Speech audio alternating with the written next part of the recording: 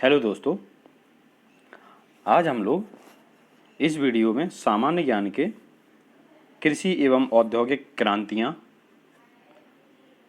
यानी इंग्लिश में बोला जाए तो agricultural and industrial revolutions topic पर स्टडी करेंगे।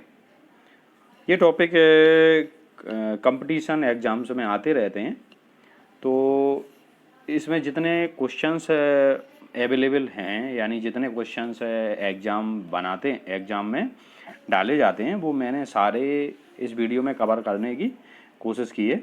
ठीक है, तो इस पर अच्छे से आप स्टडी करें, प्रैक्टिस करें। ये जो वीडियो बनाया हुआ है वो है थ्योरेटिकल बेसिस पे। ठीक है, यानी थ्योरेटिकल है, ऑब्जेक्टिव नहीं है। ठीक है, तो इसको अच्छे से समझते हैं और याद रखने की कोशिश करते हैं, और आप लोग बार बार इनको देखा करें जिससे कि आपको अच्छे से याद रहने लग जाएंगी। ठीक है, और अभी तक किसी ने इस चैनल को सब्सक्राइब ना किया हो तो सब्सक्राइब जरूर करें, लाइक और कमेंट भी करें और शेयर भी करें। ठीक है ना, तो चलो चलते हैं फिर टॉपिक पर। एक है ये हरित क्रांति। हरित क्रांति जो क्रांति हुई थी वो खाद्यान्न उत्पादन से संबंधित थी, और इस क्रांति के जनक एम.एस. स्वामीनाथन माने जाते हैं। भारत के लिए इसके जनक एम.एस. स्वामीनाथन माने जाते हैं। और अगर बात की जाए विश्व के लिए तो विश्व में हरित क्रांति के जनक नॉर्मन बोरलॉग को माना जाता है। ठीक है ना, भारत में हरित क्रांति की शुरुआत पंजाब, हरियाणा और पश्चिमी उत्तर प्रदेश से सन 1966 और 1967 में हुई थी। इसका मेन उद्देश्य जो था वो था गेहूं और धान की पैदावार में वृद्धि करना, है ना, या खाद्यान्न से रिलेटेड उत्पादन में वृद्धि करना। तो इसका सबसे ज़्यादा असर हुआ था गेहूं और धान पर। गेहूं और धान की पैदावार में काफ़ी वृद्धि देखने को मिली थी। ठीक है, तो ये है आपकी हरित क्रांति। आगे चलते हैं, अगली क्रांति को देखते हैं। ये है श्वेत क्रांति। श्वेत क्रांति संबंधित थी दुग्ध उत्पादन से। दुग्ध उत्पादन के लिए ये क्रांति लाई गई थी, और इसके जो जनक हैं वो डॉक्टर वर्गीज कुरियन हैं। इसकी शुरुआत 1964-65 में हुई थी, जिसे आगे ऑपरेशन फ्लड का नाम दिया गया। अगली क्रांति पे चलते हैं। अगली है नीली क्रांति, और नीली क्रांति मत्स्य उत्पादन से संबंधित है, यानी मत्स्य उत्पादन में। हाँ, तो नीली क्रांति मत्स्य उत्पादन के क्षेत्र में एक बड़े लेवल पर मछली का उत्पादन करने के लिए की हुई थी, और इसके जो जनक माने जाते हैं यानी इसकी जो शुरुआत की थी, यानी नीली क्रांति को लाने में मेन योगदान जिसका रहा वो थे अरुण कृष्णन। अगर इस क्रांति का असर देखा जाए तो 2013-14 में भारत में 95.8 लाख टन मछली का उत्पादन हुआ था, और इसी के साथ भारत विश्व का दूसरा सबसे बड़ा मछली उत्पादक देश बन गया। तो यानी नीली क्रांति का मछली उत्पादन पर काफ़ी असर पड़ा था। ठीक है, तो याद रखना आप कि नीली क्रांति किसके लिए होती है? मत्स्य उत्पादन के लिए। अगला देखते हैं भूरी क्रांति। भूरी क्रांति उर्वरक उत्पादन में वृद्धि करने के लिए की गई थी, यानी भारी मात्रा में उर्वरक उत्पादन के लिए भूरी क्रांति हुई थी। रजत क्रांति अंडा उत्पादन के लिए हुई थी, और इसको जिसने शुरुआत की थी वो थी इंदिरा गांधी। पीली क्रांति तिलहन उत्पादन के लिए हुई थी, यानी तिलहन उत्पादन से संबंधित है पीली क्रांति। भारत तिलहन उत्पादन में आत्मनिर्भर बन गया। इसकी वजह से भारत तिलहन उत्पादन में आत्मनिर्भर बन गया, यानी काफ़ी मात्रा में तिलहन का उत्पादन होने लग गया इस क्रांति के बाद। कृष्ण क्रांति बायोडीजल उत्पादन के लिए हुई थी।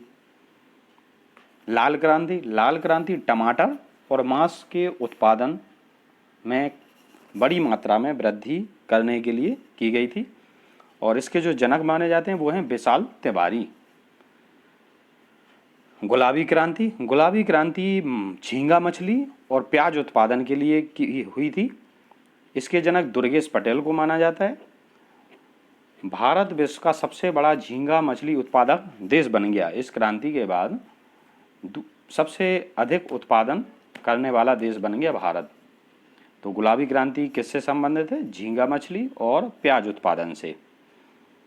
गोल क्रांति, गोल क्रांति आलू उत्पादन के लिए हुई थी।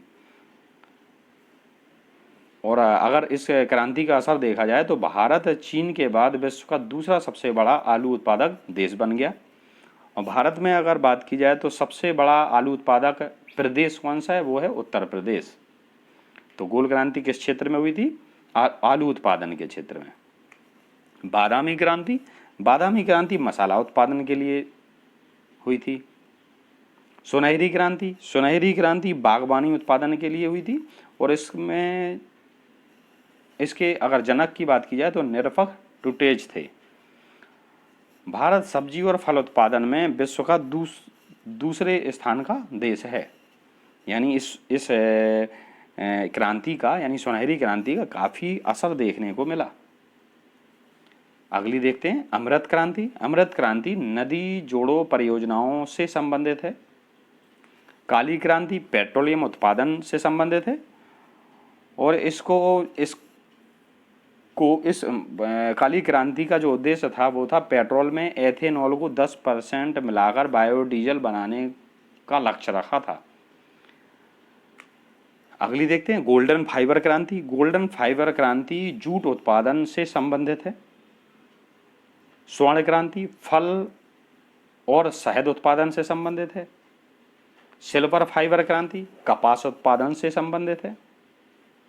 सदाबहार क्रांति कृषि के समग्र विकास के लिए, या ये बोला जाए कि कृषि के क्षेत्र में हर तरफ से विकास हो जाए, तो उसके लिए जैव तकनीक युक्त कृषि पर जोर दिया गया था। यानी सदाबहार क्रांति की बात की जाए तो वो कृषि के समग्र विकास के लिए, या फिर अगर दूसरे रूप में बोला जाएगा तो मिलेगा आपको जैव तकनीक युक्त कृषि। इसके माध्यम से देश को पूरी तरह खाद्यान्न में निर्भर बनाना था। इसका जो उद्देश्य था वो देश को खाद्यान्न में पूरी तरह निर्भर बनाना था, आत्मनिर्भर। अगला देखते हैं, अगला है धूसर या सिलेटी क्रांति। ये थी सीमेंट उत्पादन से संबंधित। इंद्रधनुषीय क्रांति, सभी जो क्रांतियां हुई थी उन सभी क्रांतियों पर निगरानी रखने के लिए इस क्रांति को किया गया था। अगले पे चलते हैं, सनराइज या सूर्योदय क्रांति। तो इलेक्ट्रॉनिक उद्योग के विकास के लिए इस क्रांति को लाया गया था, सूर्योदय क्रांति को। सैफरॉन क्रांति, सैफरॉन क्रांति केसर उत्पादन से संबंधित है। खाद्य श्रृंखला क्रांति, खाद्य श्रृंखला क्रांति भारतीय कृषकों की 2020 तक आमदनी दोगुना करने के लिए लाई गई।